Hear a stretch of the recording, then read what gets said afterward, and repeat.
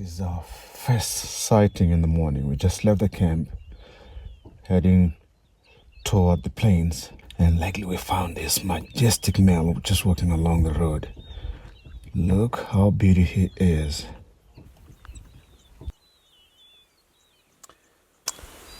Oh, he is just spraying the scent. Lions tend to do mark their own territory, leave the scent so that no other lions will go through the area. So it's sort of sending information that the territory is taken. Look at the size of the paws. It's huge. This is a big cat. Beautiful, Jombi. He's coming with us. Richard. Jombi. Today we have the place for ourselves. Yeah. Today we are going to be just guides. We don't have the professional photographer with us today. No pesky filmers. No pesky filmers. It's just us. We're gonna be doing our guiding stuff. A guide's day out. Guide's days out. And what we will be doing is we will be filming the way the guide filmed.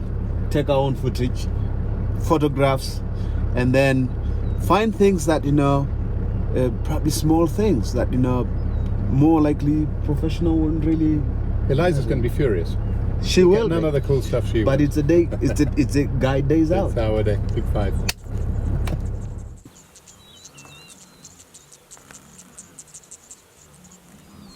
So here we are. We've got lovely migration going on. This early morning light. Everything bathed in golden light. And we've got a line, a mixed line actually, wildebeest and zebra moving together, moving in single file, and the line is several kilometers long. It's difficult to imagine how many animals are in this herd, but certainly thousands of animals.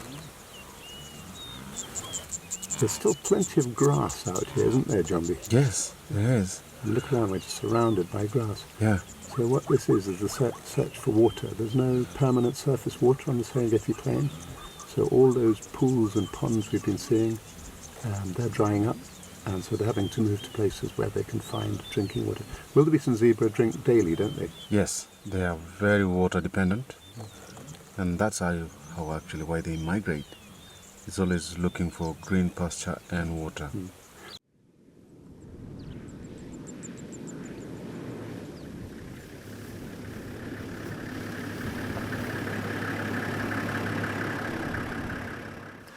Morning. So it's a bit later in the morning, and we found this female lioness on a kopje, but it's 10:30, so the light is brutal. So what I mean by brutal is it's really white, so it's very cold light, and it's coming from almost straight up above. So the shadows are really dark, and the light, the sunlight is really white and really bright, and the contrast between the light and the dark is really bad, basically, for photography. And so what happens is it just enhances the fact that it's much better to shoot in the early morning and the late afternoon when you have warm light, which is coming in sideways and it's very gentle, it's very orangey, very yellow, as opposed to this light, which is very white and very blue. Let's see if I can get anything out of this. Oh no, come on, don't be asleep. And see, look how dark my picture is. That is appalling. So I'm going to overexpose it by one stop. A little bit better, but now you see I'm bleaching out here. So basically, I got no picture here at all. If I overexpose by even more,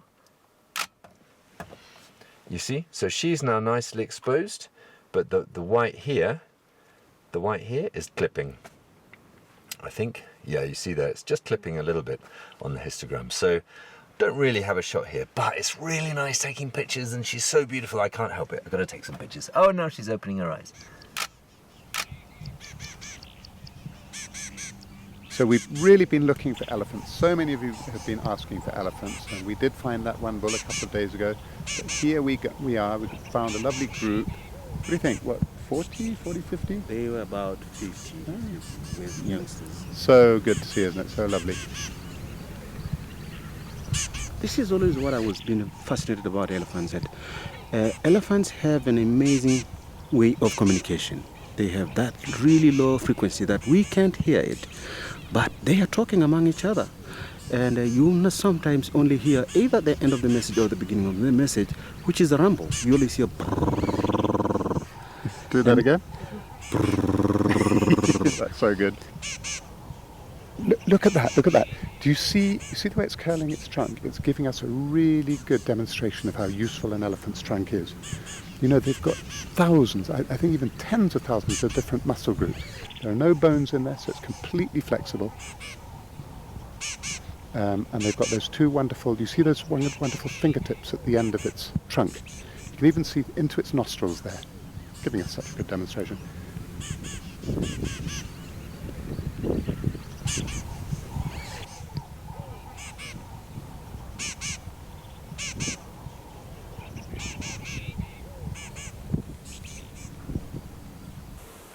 There's the male, you can see his yellow throat. It's a beautiful black collar. A striking looking bird. There's the female, very different look. You see that mottled back? They nest in the dry season. And this means that chicks are at risk of dehydration. Now, how do you bring water to your chicks if you're a bird? Your beak's not big enough, it doesn't work. So they've got specially adapted feathers on the breast. The males have this. So you'll see when they're done drinking, they'll waddle down into the water, dip their feathers in the water. It acts like a sponge, absorbs water, which they can then take back to their chicks. And the chicks peck feverishly at the water, the feathers, to get the water off. So we were talking earlier on about ground nesting birds and how well camouflaged their eggs are. And we've just come across a blacksmith lapwing. And we wanted to photograph her, but she moved away. She's not far away and she'll come back and settle as soon as we're gone, no problem at all. But this is a good example of those nicely camouflaged, beautifully mottled eggs. This is one of my favourite places in the Serengeti. It's one of the hills of Vilima Saba. Vilima Saba means 7 hills. There's actually more than 7 hills in the 7 hills, but that's okay. It's like 7 oaks. But wait, you'll watch, you'll see. It's just the most spectacular spot. A little hill perched in these huge, vast open plains. Look at this. Oh, look, every time I come up here, oh, I get the goosebumps. Look at this. Oh my God. Gosh, golly gosh, it's amazing.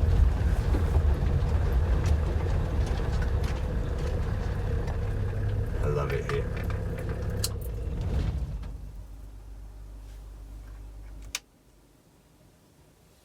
So quiet.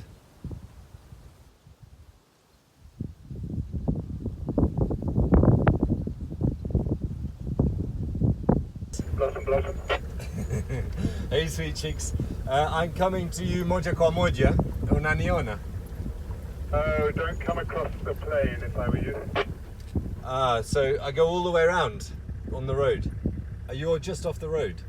Yeah, we're close to the track here, so if you carry on straight power, keep the elephants on your left, I think. Jombi's managed to find us the only hole in the Serengeti. We just had a lovely time with these Ellies. We're a short way away. And managed to get both hand wheels caught in a pair of holes conveniently spaced apart. Alright, sorry, I better go. I've got to go and help Jombi.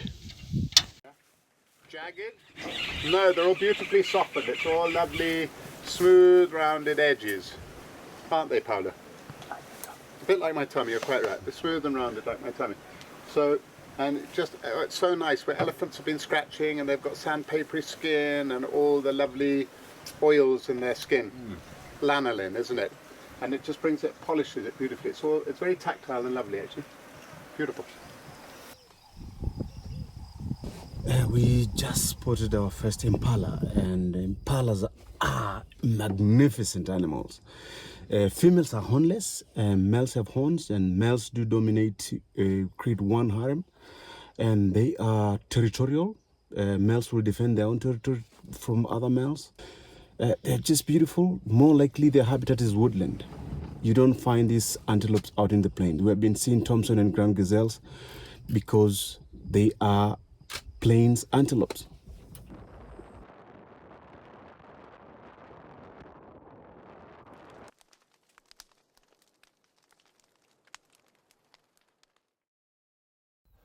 Good morning, everybody. Good morning. Good morning. Good morning. Today is this morning of yesterday, but no, today's this morning, but you've just watched yesterday. So now we're properly almost live. We've just got a couple of quick things to say before we sign off from this series. So I'm going to start with Jombi. Yes, we have the bird quiz from Richard, and the answer was the black-chested snake eagle. Kudos or well done to Glenn Stevens, Editor Tamayo, Nick Gabbard, Kathy West, Simon Stafford, and Chuck Phillips. Yay. Well done. Well done, guys. And everybody else And everybody else. And everybody else. who got it and didn't write in. Yeah. That's it. Very good. Well done, all that. Great quiz. Thanks very So much. we've got a couple of birthdays. So happy birthday, Sabrina. Happy birthday, Maggie Jeffries. Happy birthday, Adrian Cal in Singapore. That's a new one. And then we've got two particularly special birthdays. Simon Mays, 50 today. Or is it tomorrow? I think it's tomorrow. Happy birthday, Happy birthday, Simon. happy 50th. Happy 50th, and happy birthday, Janet Lefroy. We have been told 60. Happy 60th. Happy Very 60th. many happy Many happy returns. to everyone.